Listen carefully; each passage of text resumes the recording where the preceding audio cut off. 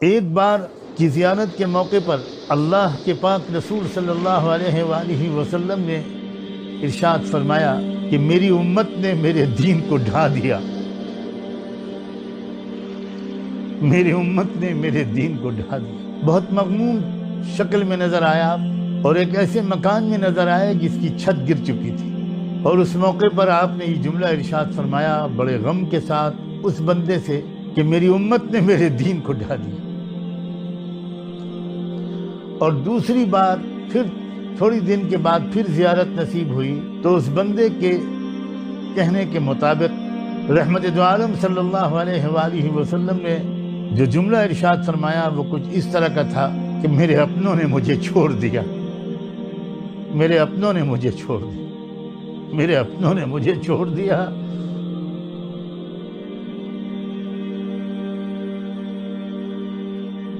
کچھ اللہ کے بندے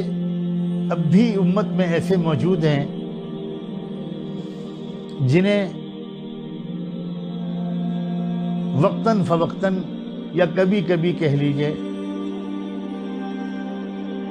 کہ رحمت دو عالم صلی اللہ علیہ وآلہ وسلم کی زیارت اور ہم کلامی کی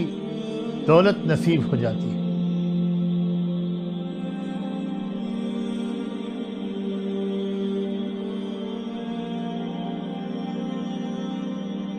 ایسے ہی ایک بندے کو حال ہی میں 2 بار رحمت دو عالم صلی اللہ علیہ وآلہ وسلم کا دیدار اور کچھ ارشادات سننے کا شرف حاصل ہوا۔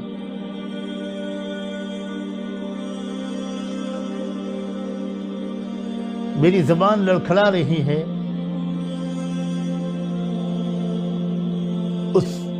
ان باتوں کو نقل کرتے ہوئے جو ان دونوں موقعوں پر اللہ کے رسول صلی اللہ علیہ وآلہ وسلم نے اپنے اس امتی سے ارشاد فرمائی،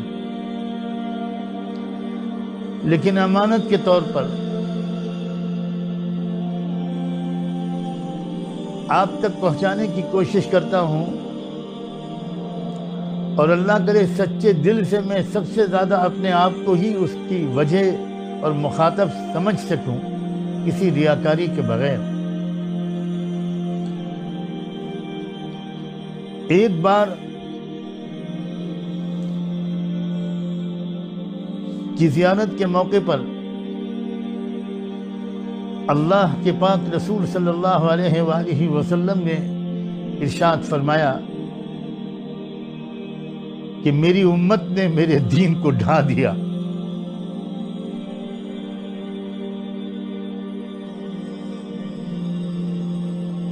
میری امت نے میرے دین کو ڈھا دیا۔ بہت مغموم شکل میں نظر آیا اور ایک ایسے مکان میں نظر آیا جس کی چھت گر چکی تھی،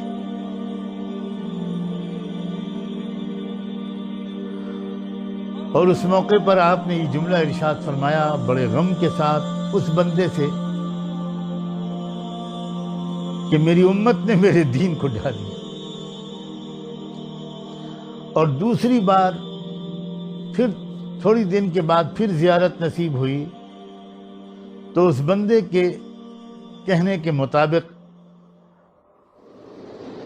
رحمت دو عالم صلی اللہ علیہ وآلہ وسلم نے جو جملہ ارشاد فرمایا وہ کچھ اس طرح کا تھا کہ میرے اپنوں نے مجھے چھوڑ دیا، میرے اپنوں نے مجھے چھوڑ دیا، میرے اپنوں نے مجھے چھوڑ دیا۔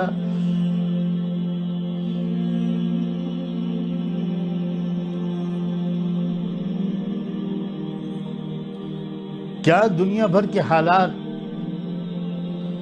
حرمین شریفین سے لے کر پوری دنیا کی مسجدوں تک کا بند ہو جانا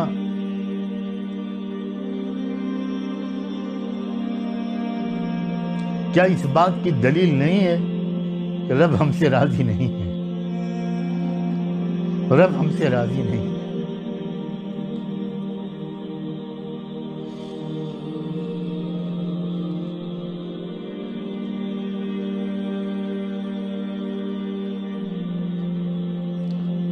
سچے دل سے اللہ کرے کہ یہ اعتراف ہم میں سے ہر ایک کو اور سب سے زیادہ اس کہنے والے کو نصیب ہو جائے کہ اللہ شاید یہ میری ہی گناہوں کی سزا مل رہی ہے۔ ہر شخص سوچے۔ بس اس رمضان میں مختصر سی بات اس وقت کرنا چاہتا ہوں۔ اس رمضان میں سب لوگ اپنے رب سے لپٹ جائیں، قدموں پہ پڑ جائیں، منا لیں، راضی کر لیں، راضی کر لیں، راضی کر لیں۔ روزمرہ کے مشوروں کو بہت کم کر دیں۔ میں ان ماؤں سے بھی کہتا ہوں، بیٹیوں سے بھی کہتا ہوں، نوجوانوں سے بھی کہتا ہوں، اپنے بھائیوں سے بھی عرض کرتا ہوں، زیادہ سے زیادہ وقت اس رمضان میں اللہ کرے کہ میں اور آپ سب دعا میں، معافی مانگنے میں، توبہ کرنے میں، تلاوت کرنے میں اور درود شریف میں گزاریں۔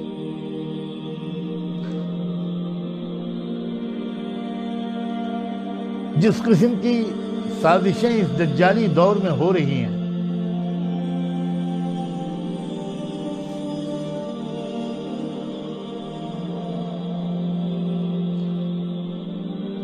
جو اصل سبب ہیں،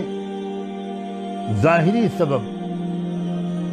ہمارے گناہوں کے نتیجے میں، ہماری غفلت کے نتیجے میں، دین کو چھوڑ دینے کے نتیجے میں، دین کو ڈھا دینے کے نتیجے میں، جو شیطانی اور دجالی طاقتوں کو مسلط ہو جانے کا موقع مل گیا ہے اور وہ عجیب و غریب سازشیں کر رہی ہیں۔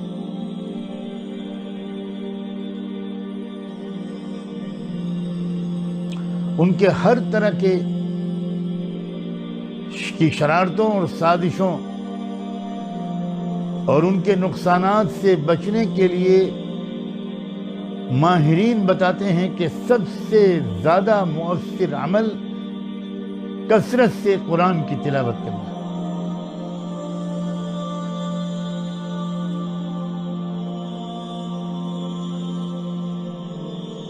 جو لوگ آج کل اس وقت پوری دنیا کو کنٹرول کر رہے ہیں اللہ تعالیٰ کی ایک بنائے ہوئے منصوبے کے مطابق اور ہماری گناہوں کی وجہ سے، ان کے آباء و اجداد کا کردار قرآن میں بتایا گیا تھا۔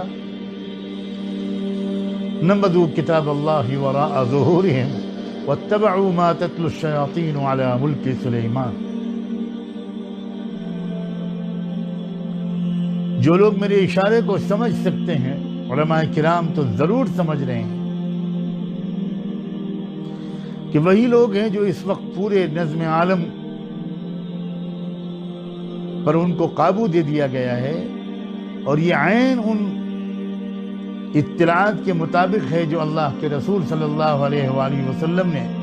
اپنے ان بے شمار ارشادات میں بیان فرمایا تھا، جو ارشادات دجال اور اس کے فتنے کے بارے میں حدیث کی کتابوں میں بھرے ہوئے ہیں۔ یہ عاجز بندہ کوشش کرے گا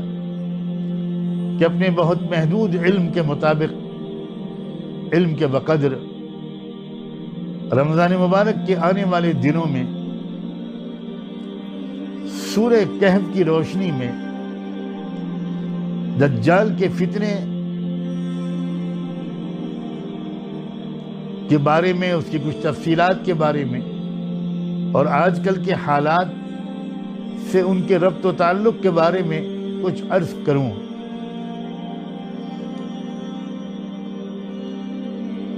تاکہ ہم یہ اب تو سمجھ سکیں کہ ہم کس زمانے میں جی رہے ہیں۔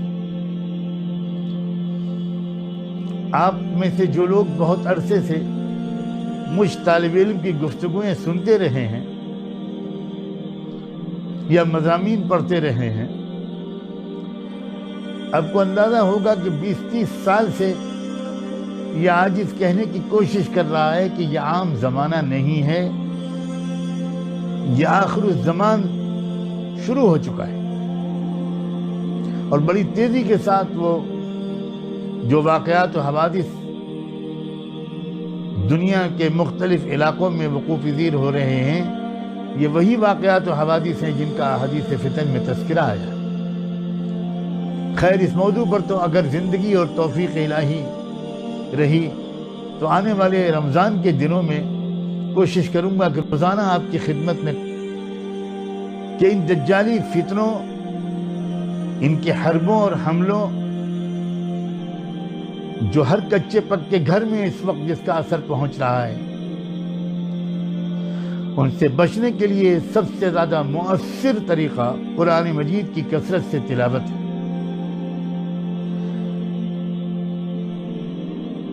آپ میں سے جو لوگ پچھلے رمضانوں میں روزانہ ایک پارہ پڑھتے تھے، اللہ کے واسطے اس مرتبہ مقدار بڑھا دیجئے۔ اس وقت تو آپ کو فرصت ہے، اللہ نے فارغ کر دیا ہے۔ بیٹھ جاؤ اور مجھے مناؤ، مجھے راضی کرو۔ ایک پارہ جو پڑھتے تھے وہ 3 پارہ کر دیں، جو 3 پارہ روز پڑھتے تھے رمضان میں وہ 5 پارے کر دیں، جو 5 پارے پڑھتے تھے وہ 7 پارے کر دیں۔ کوشش کریں کہ زیادہ سے زیادہ قرآن مجید کی تلاوت ہو، اور کلمہ طیبہ لا الہ الا اللہ کی کثرت کریں، خوب پڑھیں اس کو یقین کے ساتھ، محبت کے جذبات کو اللہ تعالیٰ کے ساتھ جوڑنے کی کوشش کرتے ہوئے جب لا الہ الا اللہ پڑھے تو کبھی ذہن میں کیفیت ہو لا معبود الا اللہ کی، کبھی لا محبوب الا اللہ، کبھی لا مرغوب الا اللہ، کبھی لا مقصود الا اللہ۔ ہمیں اعتراف کرنا چاہیے کہ ہم غافل ہو گئے، ہم بہت غافل ہو گئے۔ ہم مزے لے کر کلمے نہیں پڑھتے، ہم کیفیت کے ساتھ قرآن نہیں پڑھتے، بہت غافل ہو گئے۔ اور میں آپ سے کیا کہوں،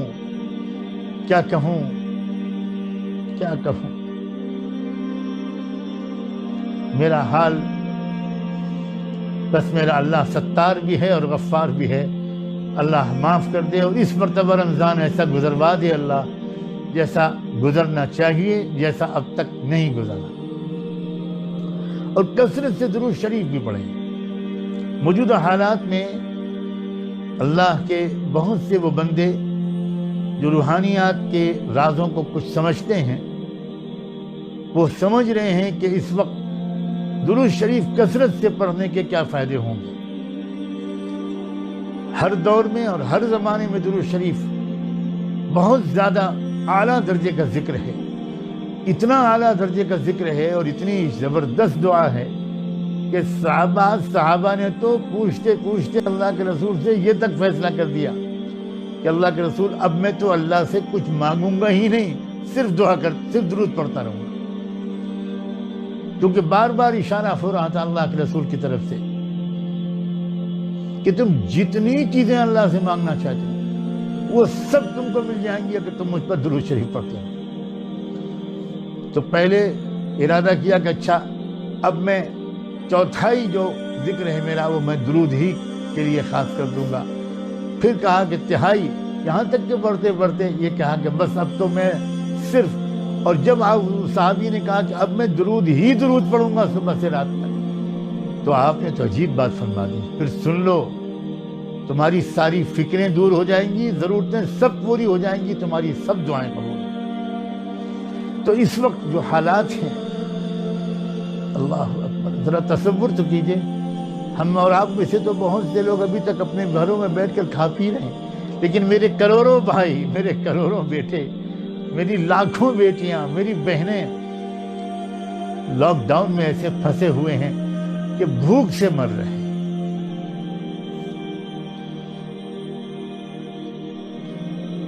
ان پریشان حالوں کا تصور کر کے تڑپ کر ان کے لیے بھی دعا کیجیے، وہ کسی مذہب کے ماننے والے ہوں، انسانی بھائی ہیں ہمارے، ان کے لیے دعائیں کیجیے۔ تو کثرت سے توبہ، یہ اس رمضان کو ایسا گزار لے جیسا اب تک کوئی نہ گزارا، کل کوئی رمضان نہ گزارا ہو، ایسا گزار لیجئے کہ ہماری روحانیت ہماری حیوانیت پر، ہماری نفسانیت پر غالب آ جائے، ہم اعتراف کرتے ہیں کہ ہماری روحانیت بہت کمزور ہو گئی، اور دجالی طاقتیں تبھی کا مؤثر و کامیاب ہوتی ہیں جب انسانوں کی ہماری روحانی طاقت کمزور ہوتی ہے۔ ہماری روحانی طاقت کمزور ہو گئی ہے، ہماری روحانی طاقت بہت کمزور ہو گئی۔ یہ مہینہ رمضان کا روزوں کے ذریعے، تراویح کے ذریعے، تلاوت کے ذریعے، دعا، مناجات، توبہ، استغفار، درود شریف، اس کے ذریعے اپنی روحانیت کو بہت بڑھا لینے کا ایک بہترین موقع ملا ہے، اور روحانیت جہاں امت کی پھر سے بڑھے گی، یہ بلائیں ٹل جائیں گی، یہ بلائیں دور ہو جائیں گی، پھر دجالی حملوں سے بچنا روحانیت والوں کے لیے بہت آسان اور یقینی ہو جائے۔ بس آج اتنی ہی یاد دہانی پر میں اکتفا کرتا ہوں، اور آئیے دعا کریں۔ یہ پہلی رات ہے رمضان، یہ پہلی شب ہے۔ بس آج سے یہ طے کر لیں کہ اب دن اور رات بالکل نرالے انداز سے گزریں گے۔ اللہ ہم کو صحت، ہمت اور قوت اور عافیت کے ساتھ زیادہ سے زیادہ نفلیں، مناجات، دعا، استغفار، تلاوت، ذکر، درود یہ گزارنے کی توفیق عطا فرمائے۔ وآخر دعوانا ان الحمد للہ رب العالمین۔ اللہ